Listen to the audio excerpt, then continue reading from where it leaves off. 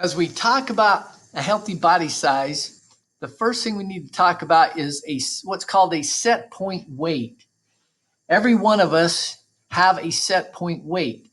It's the weight that with our genetic makeup, your genetic makeup, the genes that you have, that you were meant to be a certain weight. Some people might be 5'8" and 110, and somebody else might be 5'8" and 160.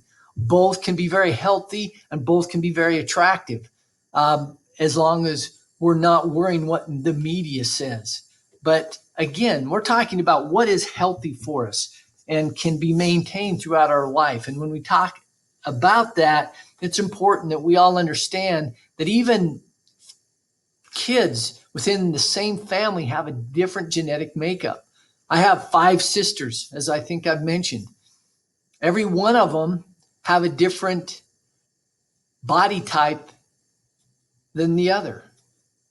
There's one that has a more body type like mine, kind of slender. There's some that are more muscular, but they're all healthy. And that's what we want to understand.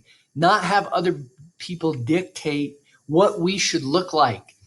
Because of our genetic makeup, we're all going to look differently. And that's a great thing. It would be awfully boring if we all looked the same. Unfortunately, so much of our happiness, as far as our body weight and body size goes, is by scales. And I got to tell you, scales are horrible. There's really no need for a scale unless you're have a doctor that says you need to maybe lose weight, or you're having a real illness and dropping weight really quick, or adding it too quick, and you need to know that. But really, what does a scale tell you? So a lot of times people don't realize this. A scale just tells you how much gravity is forcing down on that mechanism. It doesn't say how much of that weight is muscle, how much is water, how much is fat, how much is bone. It definitely doesn't say what kind of heart that you have, how kind you are to other people, what good things you've done in life, what talents you have.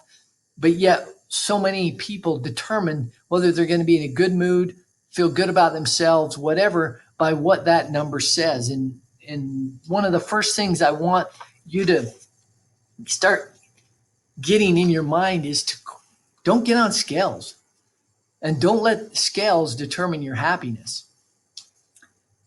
Now, I want you to think of the first picture. I wish we were in class together and we could talk about this, but an image that comes to your mind when you see the word diet.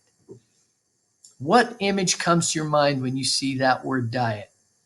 I would dare bet some of you are thinking a diet drink, whether it be Diet Coke, Diet Pepsi, Diet Mountain Dew, Diet Dr. Pepper, Diet whatever, Shasta, but are thinking, some of you probably had that picture in your mind when you think of the word diet. Some of you maybe were thinking of, oh, I am so hungry, I feel like I'm going to starve right to death. And when you think of diet, you think of pain and suffering.